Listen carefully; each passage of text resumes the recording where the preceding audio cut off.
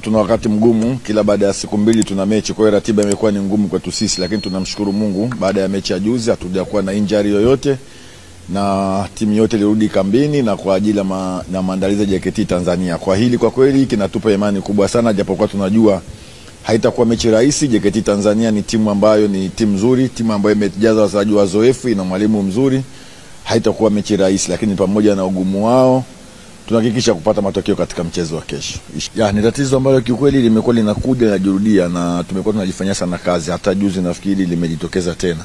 Lakini kama benchi tumerudi kwenye uwanja wa mazoezi na ni kitu ambacho tumekifanyia sana kazi. Kwa hiyo na imani katika mchezo wa kesho, nafasi zitakazopatikana basi inshallah zitageuzwa kuwa magoli. Nafikiri nimesema awali kwamba hakuna mechi rahisi kati ya Simba na JKT. Ukiangalia hata mechi ya kwanza ilitupa wakati mgumu sana.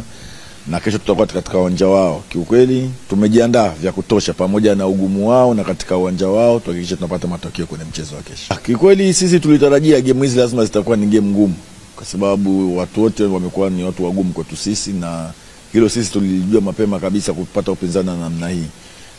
Tumejipanga na tunajiandaa kwa upinzani huo kuhakikisha tunapata matokeo. Kwa hiyo mimi nafikiri ni swala ambalo sisi tulitarajia na tunalifanyia maandalizi ya kutosha ili kuweza kutengeneza mechi hizi kuwa rahisi kuliko kuwa ngumu kwetu sisi.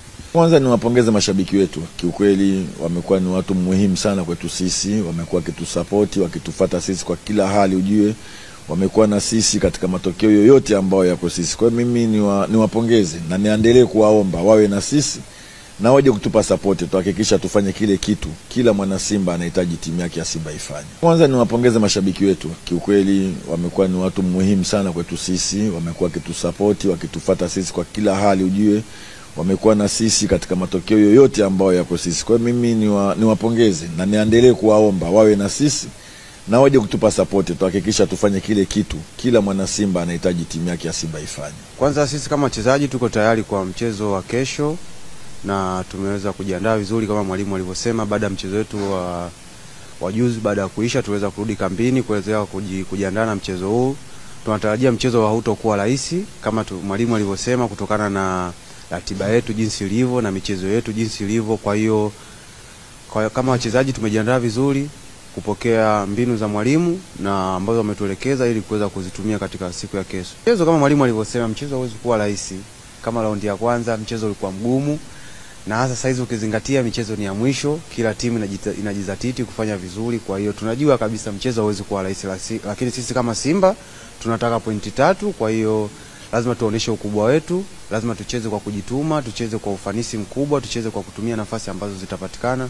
Kwa hiyo sisi tumejiandaa vizuri kuweza kupata matokeo ya ushindi. Shabiki, kwanza nipende kuwashukuru kwa kuweza kutusapoti na kuweza kuwa nasi, lakini pia niweze kuwakumbusha kesho pia tuna mchezo mgumu sana ambao tunahitaji support yao, waweze kufika, waweze pia kutusapoti.